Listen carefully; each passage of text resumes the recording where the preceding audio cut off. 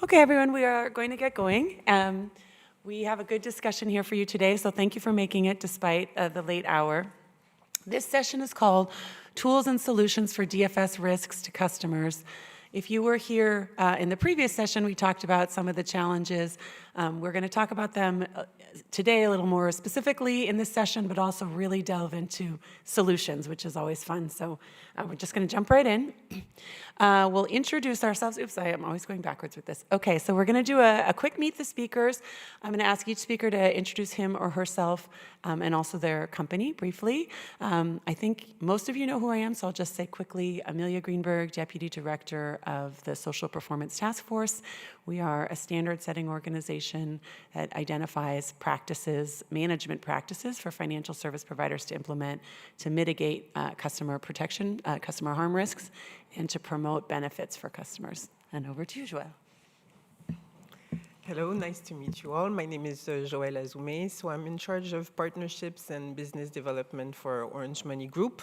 Orange Money Group is a business unit from Orange, a telco company, so we're specialized in many services, including telecommunications, cyber security, and mobile financial services with Orange Money. So we have a banking institution in Côte d'Ivoire. We also have a micro finance institution. Hi, everybody. My name's Jade, and I work for a company called Jumo. I'm the head of strategic programs and ESG. So what I do is I look after or oversee any of our programs that are organizational-wide, and that includes things like big rollouts into different countries with M&O partners or bank partners, and then also our ESG portfolio. So you might not know who Jumo is, so I'm going to give you a very quick rundown. So we're a financial technology company. Basically, what we do is we partner with banks on the one hand and mobile network operators on the other hand, and we facilitate the financial services in the middle. So that's good context for you for the rest of our discussion. Been in operation since 2015. We've done 214 million loans, 6.8 billion worth in dollar disbursements, and we have on average 28 million customers.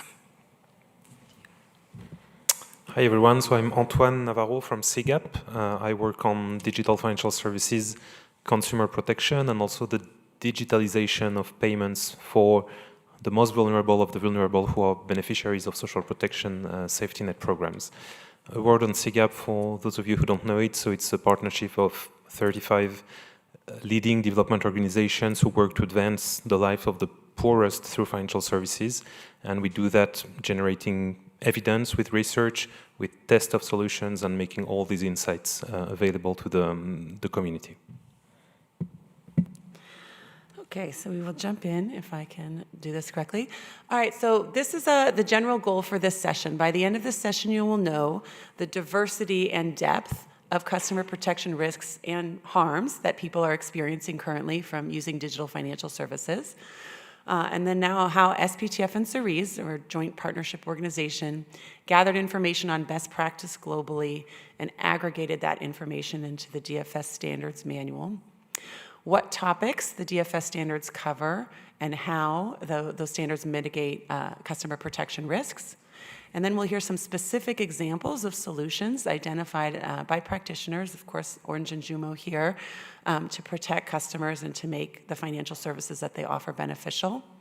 And then we'll talk about the vision for a responsible digital finance ecosystem that CGAP has developed as a piece of this solution to making digital finance safe and beneficial. Okay, so we made it through the welcome and introductions. We're going to spend a little less than an hour discussing among ourselves some key topics, but please keep your questions and thoughts in mind because at the end we'll have about 15 minutes for Q&A. We're not going to spend any time on the next few slides, but I wanted to let you know that this PowerPoint is shared by e-MFP on the website after the conference, and we put a slide or two about each of the organizations in it. So if you want to learn more about who we are and what we do, if you want to click on some links to some of our resources, they're here. So that will be an incentive for you to download it. But we'll get straight into the discussion right now, and I'm going to start with Antoine to have him summarize summarize for us, CGAP has done some really deep dives in several different countries in West Africa and got some really interesting results. So we're starting with that. What are the risks and harms based on your research that DFS customers are currently experiencing? Thank you, Amelia. So we are here at the Microfinance Week, and I think it's safe to say that consumer protection in microfinance has been mainstream for the last at least 15 years. I mean, we all agree basically on what it means, why it matters. So why have we decided at CGAP to reopen this box with a specific angle on digital financial services? Well, there are several reasons. One of them is that with digital financial services, we have new players, and this topic is not as mainstream as it is among us here. Then there is the question of scale.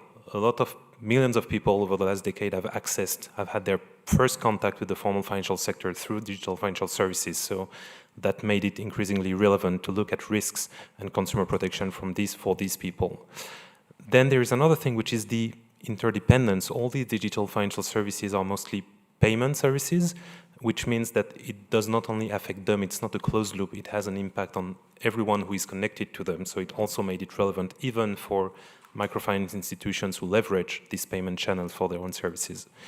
And finally, there are specific risks. There are many risks that we've known for a long time and maybe manifest a bit differently when they are digital, and there are also a range of risks that are new and specific to digital financial services. So for this reason, we've, as I said, reopened that box to try and see what's there and what's the scale of the matter, what we can do about it. So at CGAP, we've done in recent years, first of all, global research just to document these risks, to allow us to list these new risks or former risks that we knew of but materials differently. So we've grouped them in categories that won't be a surprise to you in terms of fraud, lack of transparency, redress mechanisms, data misuse, and a couple of cross-cutting risks that maybe are, if not specific, much more acute in the digital financial services era, which are agent-related risks and network-related risks for consumer.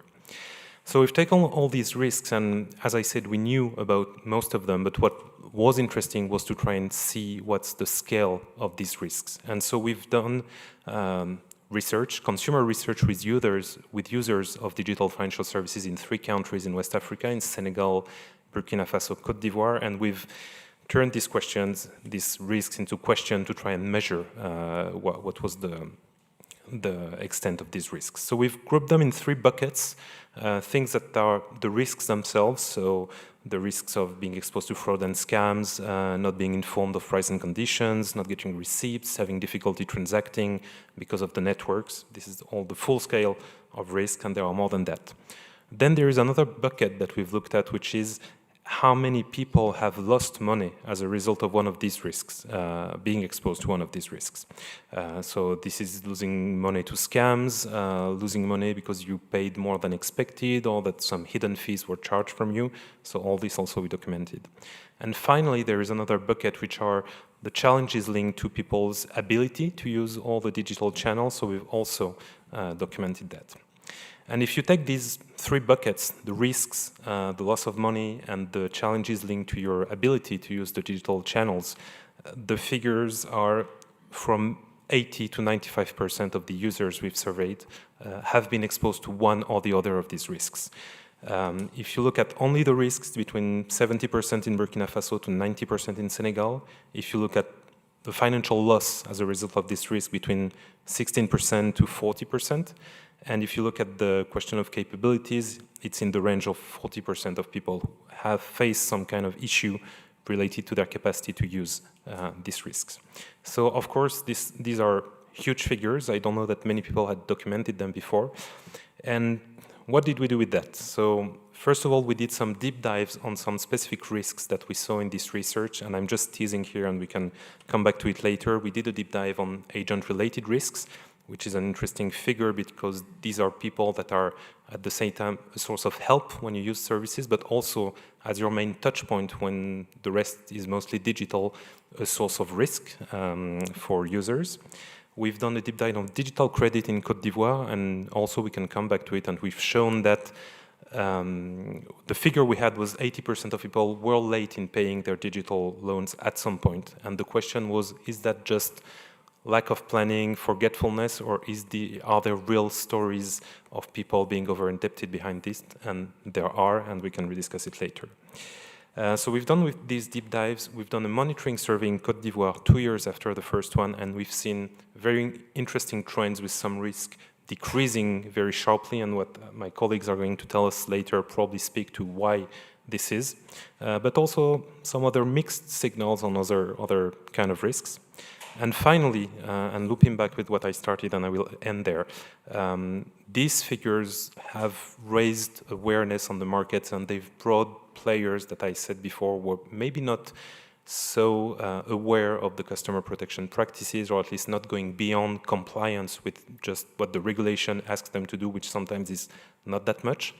And we've supported the ecosystem, the regulators, the supervisors, the providers, the consumer associations to come up with action plans to address these risks.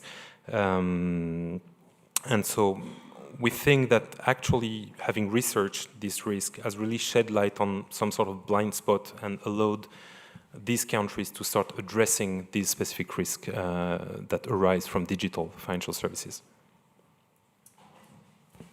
So I want to highlight some of those statistics. When I first read those studies, I was very sad. So in one of the countries, up to 40% of DFS users had actually lost money.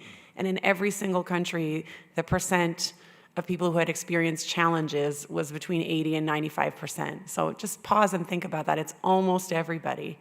And I have read research, we love the CGAP research. Other researchers are also doing it in other countries, and it's similar. So it's not just West Africa. We're not picking on them.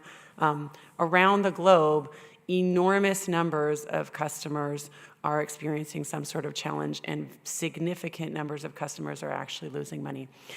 Before we move on from that, I want to just ask each of our, Jade, I'll start with you, and then Joël, you next. When you think about your own experience, your own customers, the country where you're operating, or countries, what are the major risks that you witnessed?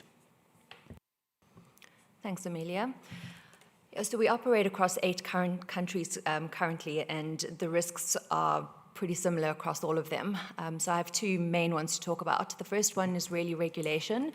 And often the regulation doesn't err on the side of customer protection, or it is really on the low end of customer protection. So we see this in different levels in different countries. But then on the other point, or the other side of that, often regulation is not fit for purpose for digital services. So it's quite onerous, and they expect a lot of things that are not possible in a digital world.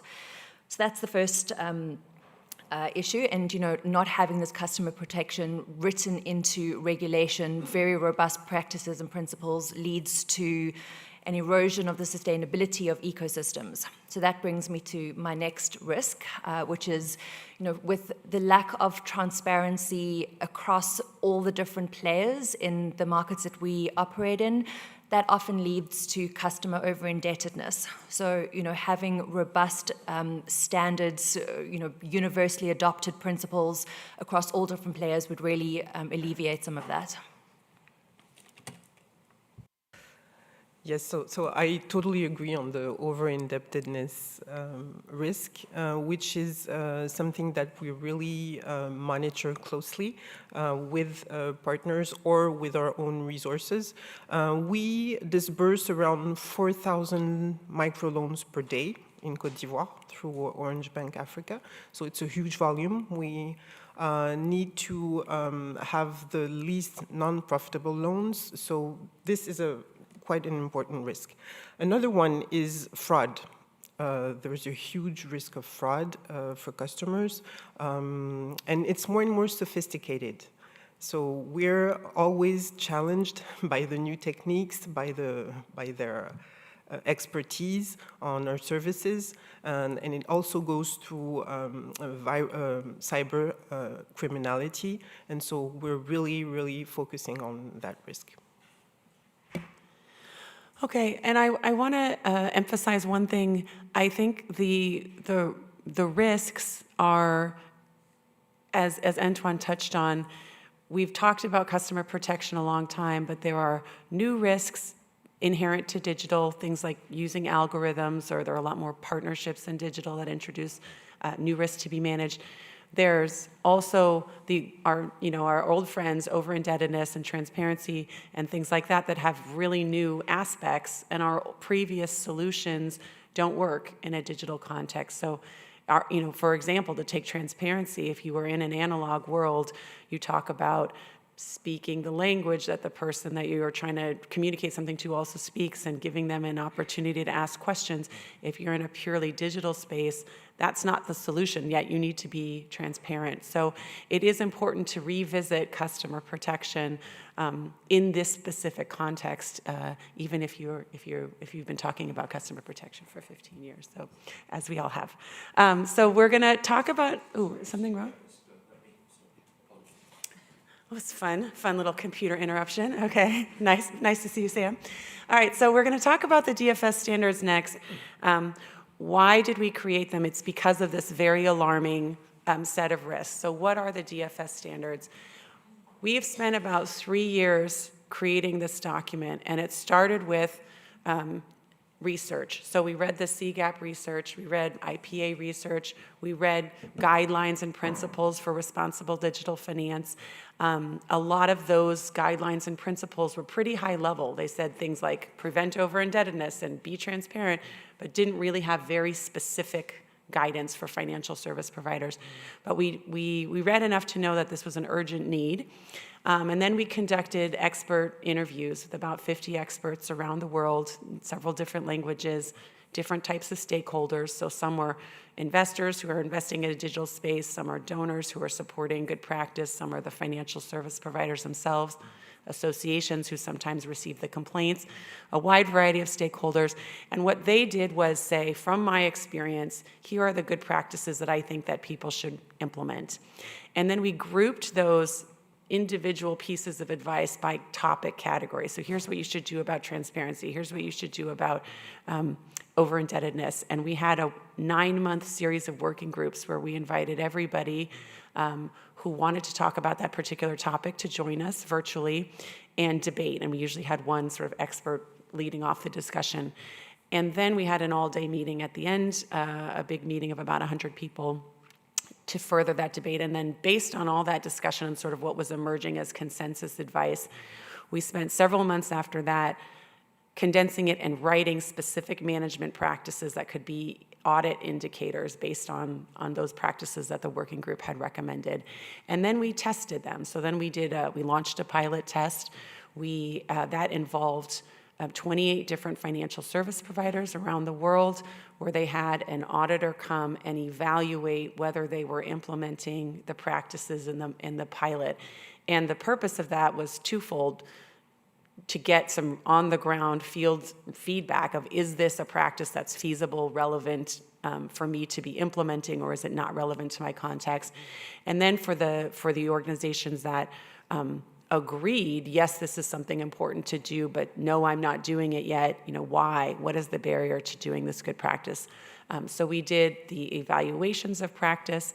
We did exit interviews with each of the providers. And then we significantly revised the tool based on that input. And now it's ready. So we have it organized in the 5 dimensions that you see in this wheel on your screen. The first one has to do with your strategy, the second with your leadership, third with your product and channel design, fourth is various areas of customer protection, and the fifth has to do with your human resources. And so all of that information is now available. The tool's available in French, Spanish, and English. And the topics that we cover, you can see a long list. There's sort of subjective how you group your topics, but this is how we grouped them. So in alphabetical order, there's specifically on algorithms, we looked at credit scoring algorithms on the questions of inclusiveness and equity, complaints resolution, cybersecurity, data privacy. Well, you guys can read the list. But I wanted to give you an example of how these standards actually look. So apologies if this is a little bit small, but what we have is a hierarchy in our document. So an essential practice, which is what you see here, the provider mitigates external fraud risk and assist customers who are victims. So that's the basic idea, is what can I do to mitigate it so that it doesn't happen? And then if it does happen anyway, what is my responsibility toward my customer? So that's the big statement. You're supposed to do both of those things. But exactly how you do that, that's when you get into what we call indicators and details. So an indicator has a 4-digit code, and not all of them have details under them, but sometimes we go into even more detail, and then you see the little details in the gray. So these essentially say, you have a responsibility as a financial service provider to educate yourself on what the fraud risks are in your market. What are the types of frauds that are being perpetrated? This does evolve over time, and as Joelle was saying, you have to stay current. So there's that piece of work of being aware of what the risk is. The second piece is, okay, now that I'm aware, what am I going to do about it? What are my mitigating practices? Do I use technology so that I can flag fraud early? Do I need to train my staff a certain way? Do I need to educate my customers a certain way? Do I need to design my product in a way that makes it less able for people to use it fraudulently? So there's that whole set of mitigating practices. And then there's the bottom. Well, what if my customer was a victim of fraud? And we put the word external fraud to distinguish from if your employees are the ones that are robbing you. That's a different set of procedures. But we're talking about, an entity that's contacting the company or the person, the customer, externally. So then there are all these practices for what we would say that you should do to help someone who's been a victim of fraud. And so in this document, if you download the evaluation tool in all of these different areas, what you're getting is this collective wisdom of your peers of how to manage these kinds of risks. So we certainly encourage you to use the document and to read the document. The last thing I would say about it is that this is an internal tool. So the point of this tool is not compliance. I'm a little flippant when I say no one cares what your score is, but you don't have to tell us your score. Like, it's your score, it's your information. So the point is you do an evaluation. Am I doing this or am I not doing this? And if you're not doing this, you could say, should I be doing it or should I not? If you don't feel that it's relevant to your organization, okay. If you think that it is relevant and you don't know how to do it, we're also here for you then. Then we have a set of resources to help you implement. But this is like a learning resource. So reading through this kind of comprehensive, it is long, it can be intimidating, but just remember it's comprehensive for a reason. So when you've gotten through the document, you've really gotten a picture of what good practice looks like. And again, we cover it in a lot of areas. And I'm going to turn it over to Jade in a second because Jumo was kind enough to pilot this with us.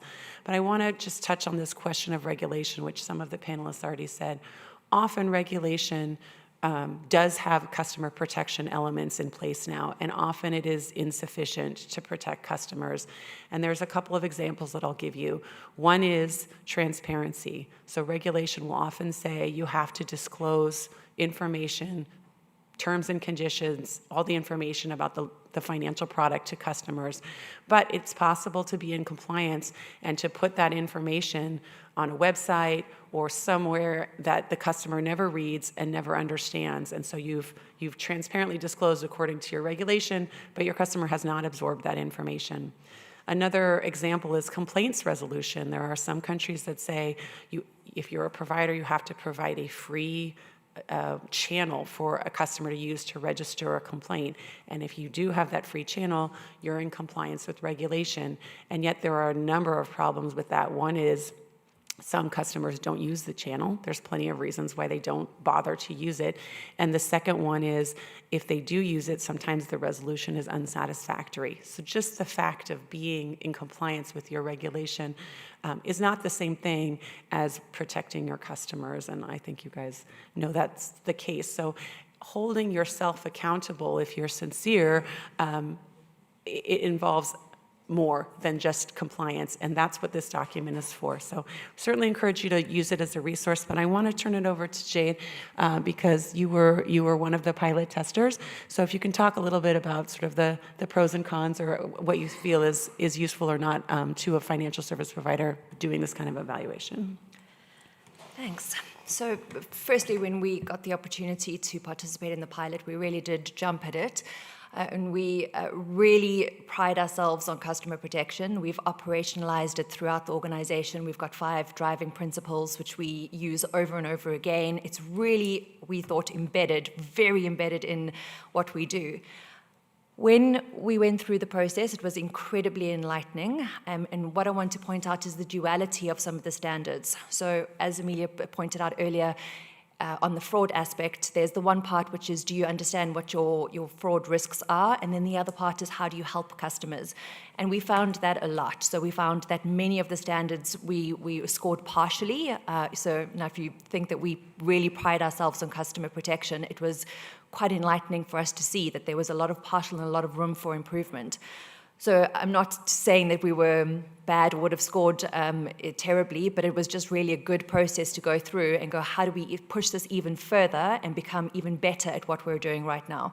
So I'd really encourage anyone to go and do the standards. We're really looking forward to going through the process again. Obviously, at the point, some of the standards were not finalized, so we're definitely going to go through the process again.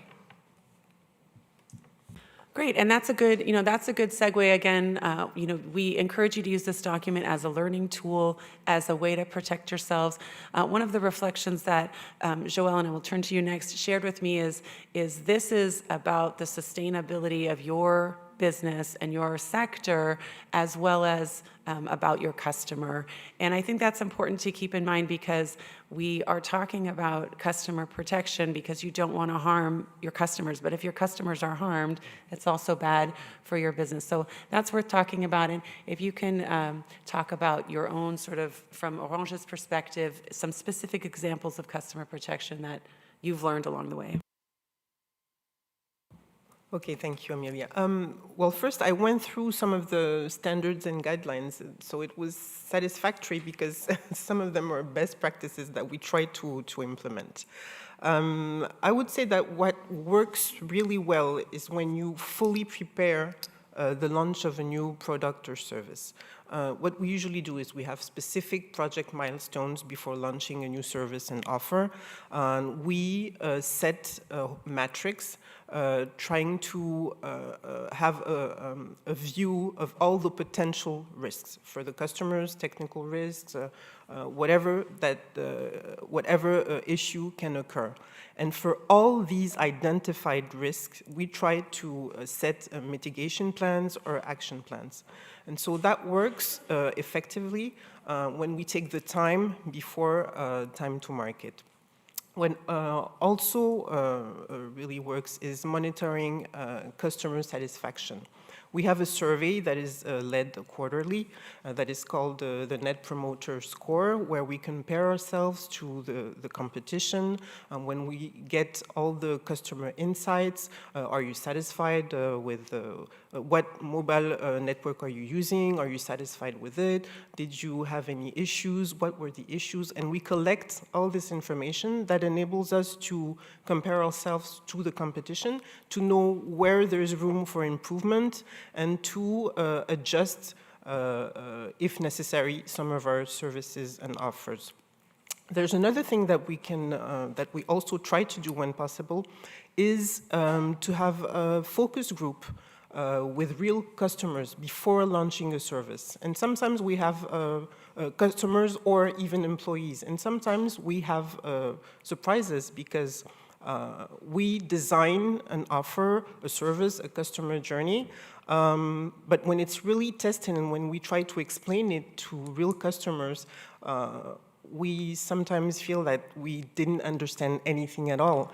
And so it helps us to redesign sometimes the customer journey or add new features or change features because, when you're in tech, sometimes you think that everyone is, is very digital literate. So it really helps. Also monitoring all the customer complaints, setting standards, KPIs, etc. I have one follow-up question for you, so you can keep your mic on, which is when we were talking about your satisfaction survey, you have a mix, if I understood correctly, of quantitative and qualitative. So you're asking people an open-ended question of, did you experience any challenges? So I wanted to highlight The focus group is a live interaction, and you're very digital, and yet you have these moments of qualitative feedback. So if you can speak a little bit to the importance of giving sort of an open-ended opportunity for customers to talk to you. Well, first of all, when we have in France we say it verbatim, I don't know how it's said in English, the quotes, we know exactly what the issue was. We don't ask them to range from 1 to 10 or whatever. We want the exact quotes. With the focus groups, we put them in condition.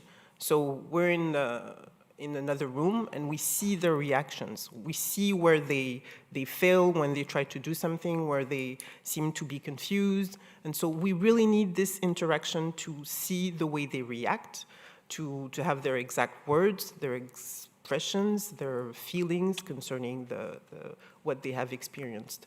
And also to make complaints, to file complaints, because a lot of customers don't want to have a contact with a call center or an IVR. They want to speak to a real person. So it stays really important, even if in the digital world. And I have one more for you. Actually, I'm remembering something we talked about before. I was saying, tell us what works, but also what doesn't work. And you had talked about a large volume of messaging not working. So if you can share that example as well. Yes, because we tend to, we have millions of customers, so obviously we cannot just call every one of them. So we need to broadcast many messages. And sometimes, it's competition between the different departments for communication. Yeah, you should try my product, it's great. You should try this, you should try that. So I think that sometimes there's an overdose of messages, of SMS.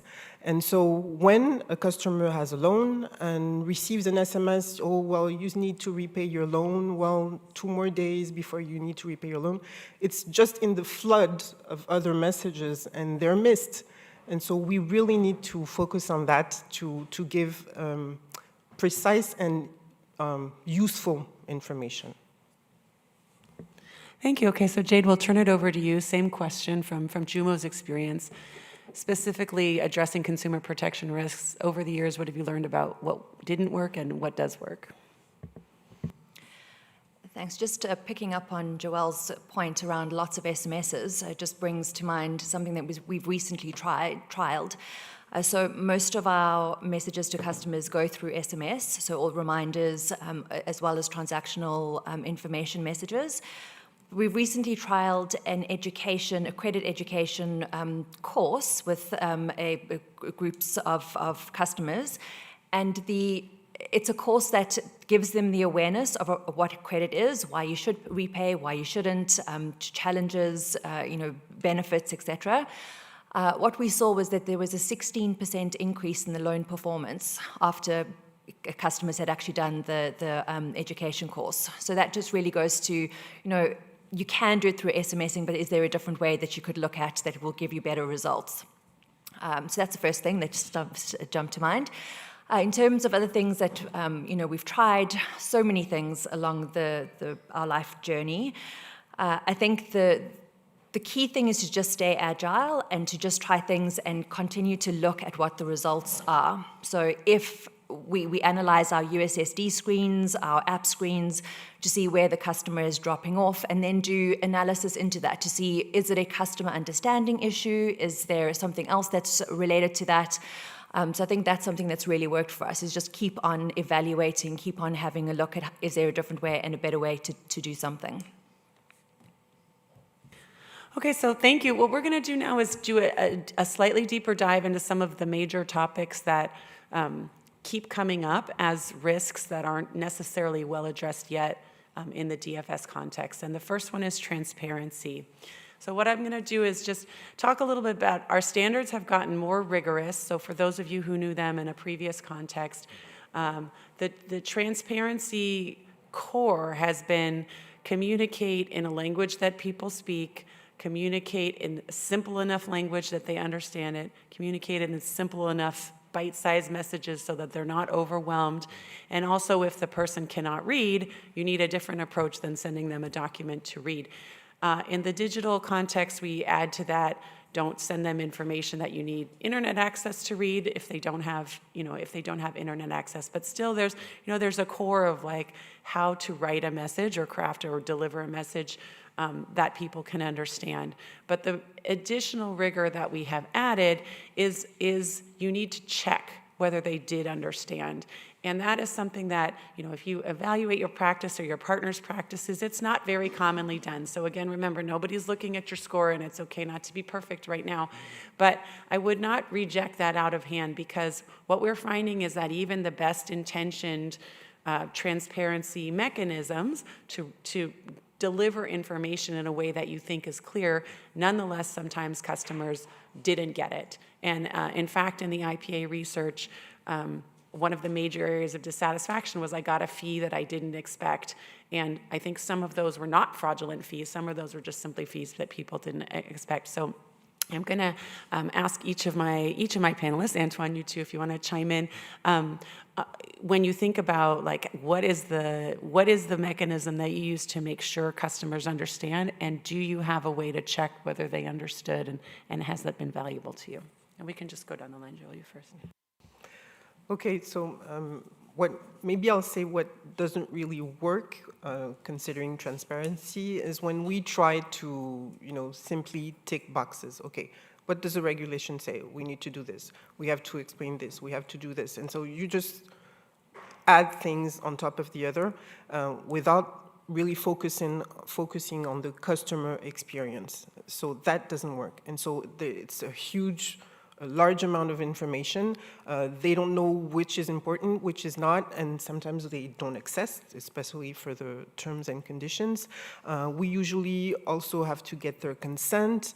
And so when you have too much information that is added one on top of the other without, putting yourself in the place of the customer, it doesn't work. So what we try to do is to have, simple messages with the key informations to be shown on the SMS. For instance, for a loan, you need to have the maturity, the repayment date, the cost, the amount, and the amount that will be reimbursed. And so that is enough. For consent, we ask the customer, okay, do you consent to this? Do you consent to that? And with different steps. And so this is the way to try to be more transparent. And for a large part of our customers who are not literate, we try to test in some regions vocal messages, just for them to make sure that they understand what is happening. So vocal messages or vocal reminders, you need to repay your loan, or this information is important. So this is we're trying to test this in some areas. And as a follow-up, because I'm cheating because we did this prep work, but I know that in addition to that front end, the quarterly survey that you already talked about has an opportunity for a customer to give feedback if they did experience a fee or some sort of problem or a term, something happened that was unclear. So I'm not sure you asked the question super specifically. You might score partially on that one, but there is that check to check whether people understood. And you can say a little bit more, but I know you told me that data that you get is valuable. Yes, of course. With the quarterly review, well, first it's a challenge for the management because they're incentivized on the how to improve this score. And so we collect all this data, and it helps us to analyze our weaknesses and our strengths compared to the competition. And with the quotes, we know exactly what the issue was. And with this, we can adjust some of our offers, adjust some of our messages, even our communication campaigns. Sometimes it's just the way we communicate. Because we don't see the message right. Just on communication, just a quick example of, I was working in Niger, and it had nothing to do with with loans, but we set a campaign, for different forfait, mobile prices, packages, yeah, exactly. So there was the big package, the middle package, etc. And we had shown 3 glasses. I think it was apple juice with 1 big glass, one middle glass and one small glass of apple juice, and we're like, your choice, take the package you want. And so we hadn't realized that in a Muslim country, apple juice could look like a whiskey or alcohol. So it was a mess. And so these are the type of examples of bad communication and how it can affect your customers. All right, Jade, over to you. You have actually, Jumo has a great little system on transparency, so give us the details. So similarly to what Joelle has just explained around simplifying the messaging, we do that as well. So our terms and conditions, firstly, you'll all be familiar, they're usually pages and pages. We've distilled that into one page, which is available for a customer to go and have a look at. But we've gone even one step further than that, and we've distilled it into the very key points that they need to have line of sight of, and that is included in their loan journey. So that the customer has to actually click through those different things and accept that those terms and consent through their loan journey to be able to take out the loan. So that's the first thing.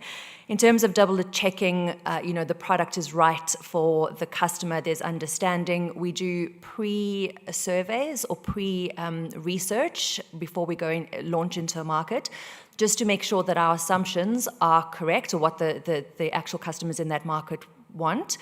Then we launch our product and we run it for a short period of time. During the pilot, we actually then test all those assumptions and do post-implementation research as well. That will be on the ground with the customer. Where were your pain points? We overlay that with our analytics, so the USSD menus, the SMSs, our repayment rates, etc., and then have quite a robust view of what is happening or how fit for purpose that product is in that specific market. Then annually, across all our different markets that we operate in, we do an annual survey which touches on various different things. And we ask the customer the burden to repay, how burdensome was the loan repayment or not. Did it increase your value of, quality of life? A whole lot of different information in there. And just by continuously having all these points where we're double checking our assumptions are correct with the data, that gives us a really good sustainable ecosystem. Yeah. One comment about this, because I mentioned earlier, we did a follow-up research, quality research on digital credit, because as I said, in the initial research, we had asked a few questions about digital credit. It was not the main focus, including, have you ever been late in paying your digital credit installment? And the answer was close to 80% yes. So we didn't know what to think, and we wanted to know what were the stories behind that. And there is one aspect of transparency that I found to be very interesting, which is it was not only about your understanding of the terms and conditions and thus the sort of self-censorship that you're supposed to do to assess whether you will be able to repay this loan. It also had an impact on the willingness to repay, because when people did not understand very clearly the terms and conditions, they felt cheated, and so they didn't care anymore and they didn't want to pay. And because it's sometimes a bit complicated, you ask for a certain amount and there is an upfront fee, so you get less, but you have to pay a total with interest that is calculated on the nominal loan amount that you've asked. And so the moment you receive the money, you feel disappointed, whereas in a classical probably financial services ecosystem, the moment you receive the money, you're relieved, you've gone through the entire process, it's been validated, it's been disbursed, and you knew upfront what you would get. And in this case, it was not the case, so I found this to be interesting.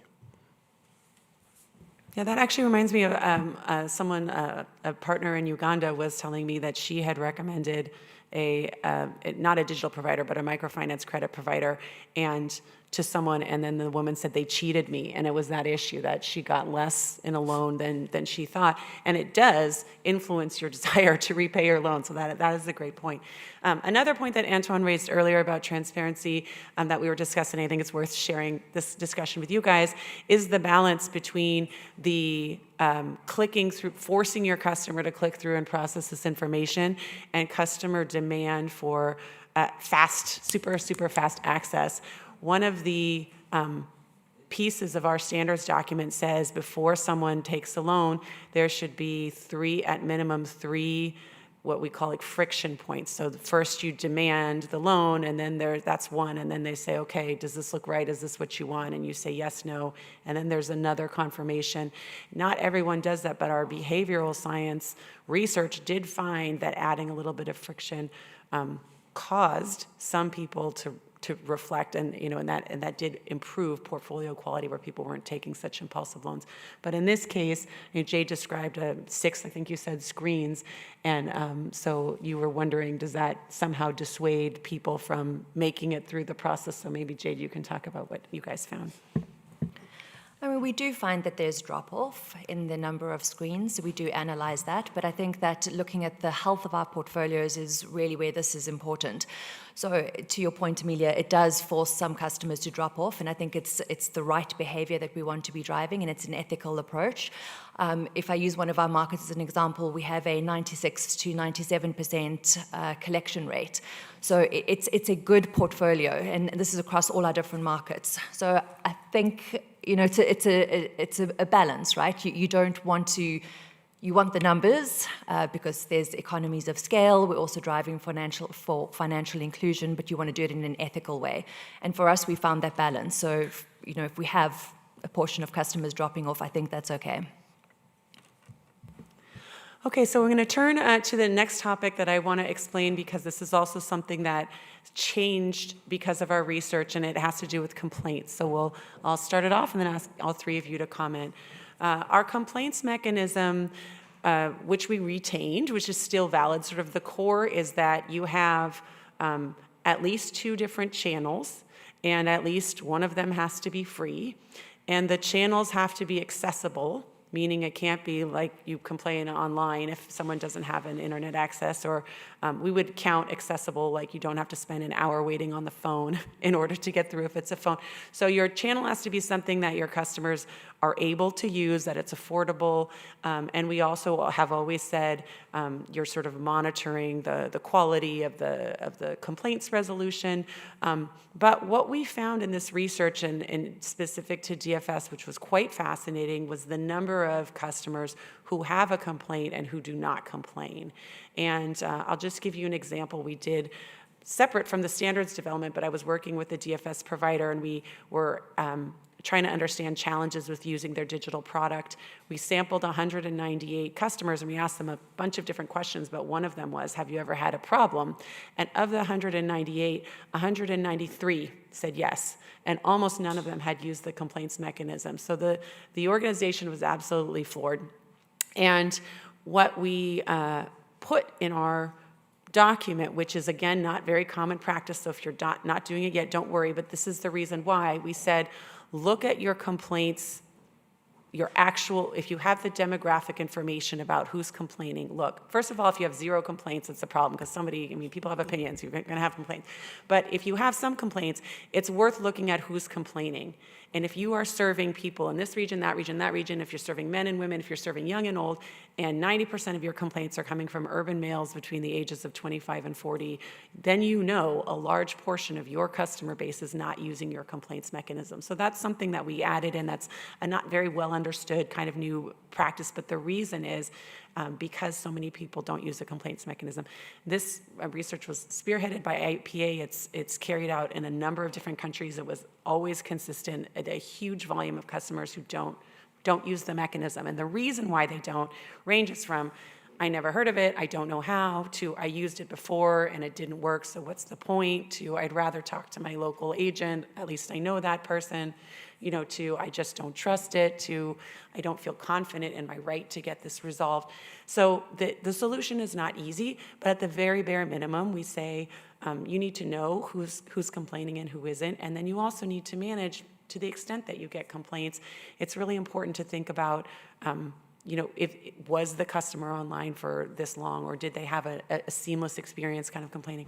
Is that information transmitted to the right person to deal with it? Is the resolution satisfactory? So I wonder, and again, I do see a win-win link between having customers get satisfactory resolution to the first complaint and the customer choosing to remain your customer. But let's take it down the line, and if you can think about sort of what does and doesn't work for you guys in complaints management and whether that resonates. I think the main issue is when people are not aware of the way they can complain. Most of the time there's a number for a call center, and sometimes people just don't use it because either they think that they're going to pay for the communication, that it's going to be too long. But this is, I think, our main issue, because we really monitor call center KPIs. We also have social media for the ones who want to complain. We have dedicated hotlines. We manage the queues. If the people speak different languages, we also have different languages. For instance, when you call and when you have an issue with a loan, it's prioritized in the queue. But the thing is, we need to get in touch with those people, and that's the main issue. To go to the solution side, again, the quarterly surveys that you do with the feedback, that's why it's so important not to just wait for people to tell you the problem. That proactive, has anything gone wrong, is giving you information you didn't otherwise have. Jade, over to you. So we partner with MNOs, and we use their call centers to actually take calls related to any products that we are facilitating. So the challenges that the MNO faces would be our same challenges as well. What we do, make sure that we do is analyze the stats or the data that comes from the call center calls. So we get that into our environment and have a look where there are any issues, challenges, etc. But it is very reliant on the data integrity that the mobile network operator has. So that is a little bit of a challenge for us. But we also monitor, with the MNO, any social media platforms, etc. But then to Emilia's point, we try and catch that in our surveys. So we try and see, are we surfacing any of that, where there are potential complaints outside of the actual normal process. And I'm going to have, Anton, I'm realizing because of time, let's go to the last question. If you have something to say about complaints, go ahead and say it. But also, we do want to close with the responsible digital finance ecosystem. So we've talked about some individual solutions to some individual problems, but we're going to take a step back now and think overall, where are we going with this? What's everybody's role and what's the way forward? And fortunately, Antoine's going to solve this for us, so go ahead. Yeah, so we do have tools at CGAP, and we've tested things for digital financial services providers, for regulators, supervisors, but the latest thing we've come up with is more a vision of everything that needs to happen in the market to go towards these responsible practices, because as is quite evident from the discussions, it involves so many people, so many parties, that it's not only a closed loop and something that you can fix just for your institution. So we like acronyms or concept, and here it's taken the shape of the 4 C's of the responsible digital finance ecosystem at CGAP. And the first one is commitment, and it's not trivial. I like to use this analogy. If you're French, or if you're studied French, maybe you've studied Molière, and maybe you've studied Le Bourgeois Gentilhomme. I had to look it up. It's been translated the bourgeois gentleman or the would-be noble. And you have this character who wants to be, he's a clown, he wants to be a noble, and so he takes classes of everything, and is absolutely amazed to discover that speaking in poetic languages, it's prose. He's very amazed that he's been doing prose all this time without knowing it. And for me, no offense, Joel, but this is the telcos a few years ago with financial inclusion. They came up with this business model because there was demand, there was a business case, and it's at scale. And after the fact, they discovered they had been doing financial inclusion. And and they've had so much more impact probably than all the microfinance institutions in decades. But they didn't know it, they embraced it, and now I think they've embraced this concept. And my point was, I don't think this works with consumer protection. I don't think you can do financial consumer protection without knowing it, because there's difference between, as we said, solving complaints and, I don't know, doing analytics to see which segment of your clientele may be underrepresented in the people who raise complaints, meaning that maybe they have less access and not that they have less issues. There are differences between displaying the terms and conditions and making sure if and how clients understand them. So this commitment thing, the first of the 4 C's, is very important. The second one is collaboration. We've said it, there are many more parties involved in digital financial services than in regular financial services. It's not a standalone product. Many other services ride onto mobile money rails, for example, and we have an example here with two providers who have this kind of synergies. And this will be increasing with interoperability, and it will, again, probably increase the levels of risks on key aspects on complaint resolution because they involve different providers, different parties, on transparency for the same reasons, and on agent-related risk because maybe you're not going to own exactly your service points in the way that you did before. So you need collaboration between the financial services providers, but also the authorities that are not from the financial sector, from the telco, from the data privacy authorities, you have ministries for digital economy in many countries, so you need to bring these people together, and you also need to speak to the clients, the consumer associations, maybe the agent associations when they exist. The third of the forces is customer centricity. Again, I think we've been around using these words for a very long time, but it's worth repeating. And it's a bit counterintuitive because customer centricity in the context of consumer protection, it's actually putting a bit more of the burden on the digital financial services providers than on the clients. So, for example, I think we've not dived into over-indebtedness here, but on our discussion on transparency, it was implicit that maybe if people understand the product clearly, they will make the right decisions and not be over-indebted. And that's not the only thing that needs to happen. So, for example, in terms of adding some of this positive friction that you were mentioning, Amelia, in a digital credit process, there are some new approaches where you can add extra steps that will aim not at disclosing, but also at trying and detect people who may be in a situation of financial distress. And we know, again, from our research that there is quite a large share of people who come to these digital products because they are in distress. And it's not the first recourse because it's cheap and not cheap, fast and easy, but because it's the last recourse because they've exhausted the other ones. And the last one of the C's is the capabilities. And again, it's not exactly trivial. It's not just about building skills.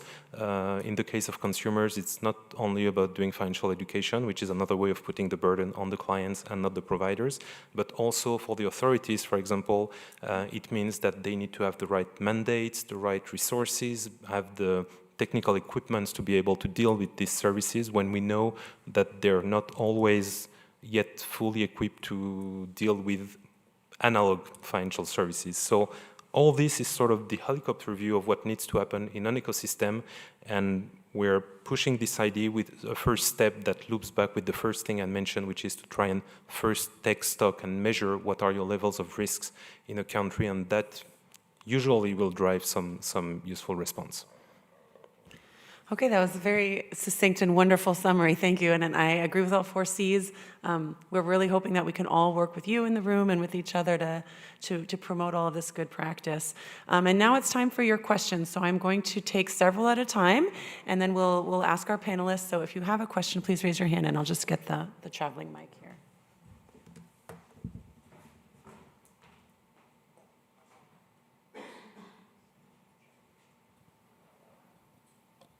Hopefully this is on. Okay, does anyone have a question? Great. And please say your name and your organization for the room. Tatiana Triodos, Investment Management. The question is actually for you, Amelia, and about the tool. So ideally, who needs to be filling out that tool? Because it goes about different dimensions. So I can imagine HR maybe goes to HR, strategies to somebody else. But is that in reality also, how this tool is filled out? Thanks. Right. Great question. Anybody else? So I'm going to take several, and then we'll go back to the panelists. Sure. Thank you. Thank you very much. I am Aziz Oughallou from LuxDev. I have one general question. When we talk about digital financial services, confidence is at the heart of this process, and all your measures that you mentioned, be it at norms or standards, regulations, or cybersecurity, will contribute to create this confidence. But when a bad story happens, clients lose their funds, we destroy totally this confidence, and how we can rebuild it again. Your thought on that will be appreciated. Thank you. That's a Great question. Thank you. We'll definitely answer it. Anybody else before I can take one more? Thoughts or questions? No? Okay. All right, well, we'll start with those two, but if you keep thinking, go ahead. Why don't we turn that over to the panelists? So let's start with the confidence question. Is it important to have customer confidence in DFS? And if you lose it, why do you lose it and how do you get it back? Well, maybe it's first to get it in the first place, but because most people don't use it because they don't trust it. When we have surveys, they say that I'm afraid because I'm afraid of fraud because there's so many fraudulent activities. We try to find simple solutions to restore the confidence for a customer that has been victim of fraud, for instance. When he calls, we believe him. And simple solutions such as returning the funds that were extorted are a way to restore confidence. And then we do our investigation. So this is a solution that we apply. We have a similar approach. I think that in another way, in a previous session, one of the comments was around how if somebody uses a product and they're happy with it, it spreads like wildfire.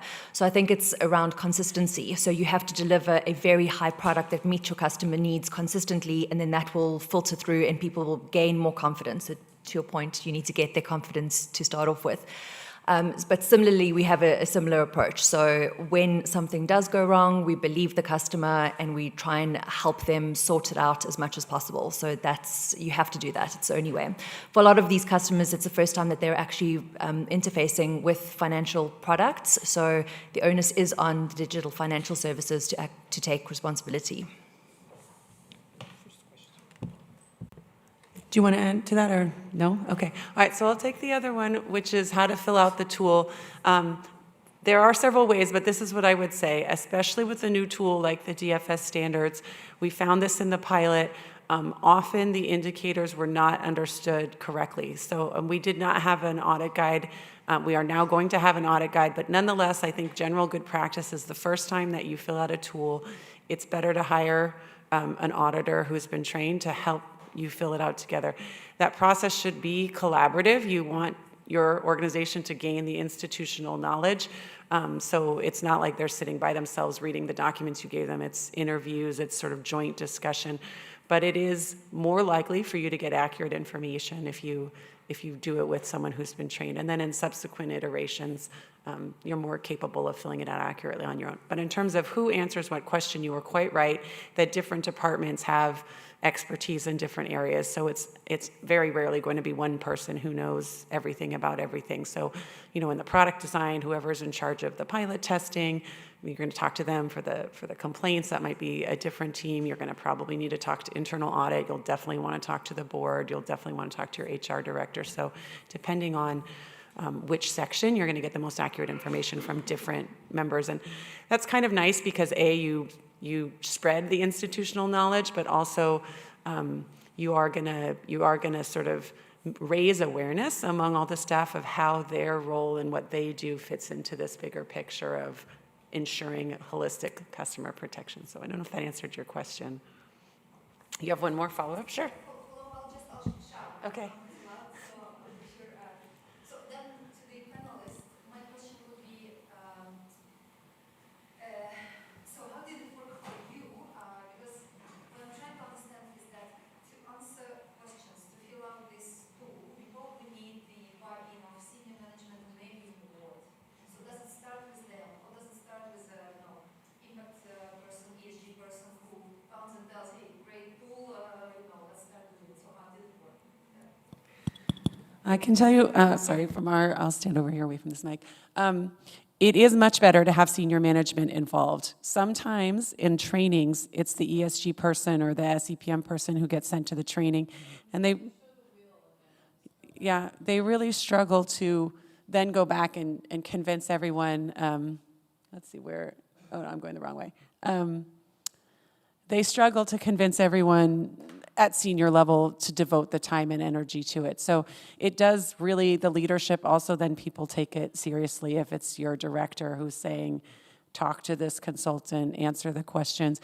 But you also want that engagement at the end, which is now that I have the results, it's not so it can sit on a shelf. You're just going to sit and say, what do I do about it? And that is also a budget question, right? It's a sort of allocation of human resources question if you're going to start addressing some of the gaps. And so it really does need to be a management level led effort. I don't know if you guys want to add to that. No, definitely. It needs to be senior management. Otherwise, I mean, you can do it in your corner, but then what do you do with it? So it has to be top down. Exactly. Okay, we have time for a few more. Does anyone else want to ask anything about any of what you heard? Yes, sure. Thank you. All right, Yolanda Gibb from AdVision. Really just to follow up on the kind of resource intensiveness of doing the assessment. I mean, obviously you've got to put a certain amount of effort into it in order to do it well. So if I came, and said, well, my institution is thinking of doing this and so on, what is it going to cost us, I guess, in terms of time, effort, just to get an indication for that? So a typical audit takes about 3 days worth of time, but not everybody is spending all that time. So if you're working with a consultant, they'll probably do a day or two of prep to get the documents and sort of set up the interviews. But then when they come, there's typically a kickoff meeting where they explain the process and you agree on the schedule of the interviews and stuff like that. And management would be involved in that. But then they're doing individual kind of by department discussions and filling out the tool. So then everyone's going to have sort of their own little piece. And then at the end, they have, sometimes audits can be a little bit controversial, especially if your auditor comes back and says, you're not doing this, you're doing this partially, and you feel like you are doing that and you don't like your score. Again, you don't have to fight too hard because no one's seeing your score except for you, but if you think it was wrong, it is important to have that kind of discussion, or they can at least explain, even though you thought you were doing great, what are the pieces of this that you were missing that caused you to score partially in that area? And you get some sort of consensus and agreement about the final score. So that, again, at the end. So I would say for senior management, it's less of a time commitment. It's the meeting at the beginning, the meeting at the end, and any kind of management they have to do to make their staff aware, that this is important. But then individual people will probably be spending a matter of hours. Nobody's going to be spending the same amount of time as the consultant. Cecile's looking like she doesn't agree, so now I'm nervous. Correct me, please. No, just to complete, the idea also is to work with the social investor, and we have started with the social investor working group within Cerise+SPTF to design a subset of the tool which could be used for due diligence. So on the universal standard, we have Linus, aligning investor due diligence to the universal standard. So we would have the Linus, the Linus for digital, so that it can be done in 1 or 2 days by investment officer and focusing on the main risks. And we are mapping within the tool what is valuable for the investors to check at due diligence. Okay, going once, going twice for last questions or comments. Anyone? All right, then I'll just switch to the last slide. We're going to have everybody just give sort of closing thoughts in 1 or 2 minutes based on what we said today. But I also put, you guys don't have to match this, but in advance I put some key takeaways, mostly so that if you download this later, it's like a little cheat sheet for you. But if you want to sort of leave this room with one message, and Antoine, let's start with you. What are your final thoughts? First of all, that all the material I've mentioned is in the links in the presentation. So you have links to 12 survey results, and it's not all very long slide decks. You have very short blogs with all these results. That's it. I don't have more final thoughts. I think the biggest takeaway is that for everybody in the ecosystems to thrive, we have to have these standards. So if we want sustainability, it impacts the customers, it impacts, in our world, the MNOs, it impacts us, regulators, communities, everybody. It's really important to drive these standards, and as soon as we have mass adoption, I think things will get a lot clearer and better. Well, maybe my message would be that those standards first are very humbling for mobile network operator, because we tend to think that we're, customer experience experts. And when we deep dive, we realize that there are some things that we can improve. And I think that the regulators should be a big part of it, because they're in the ecosystem and it can help, because the most people we need to address are the most vulnerable, and them we cannot address most of the time because of regulation. And I'll close with the happy thought that it was really fun for me to work with Orange, to work with Jumo, to work with sort of big, large, lots of customers that are so savvy digitally and yet are really on board with this idea that customer protection is a win-win for them. And we count on you with your extensive outreach to care, and you do. And so that's been really heartening, but also that this is so compatible with a sustainable business model. You really cannot harm your customers. And I mean, we had our comment about confidence. If there is not enough customer protection, there is also a loss of confidence. So just a bravo for the engagement of all three of you and also of this audience. And join me in thanking our panelists, please. Thank you. Thank you so much, you guys. Thank you.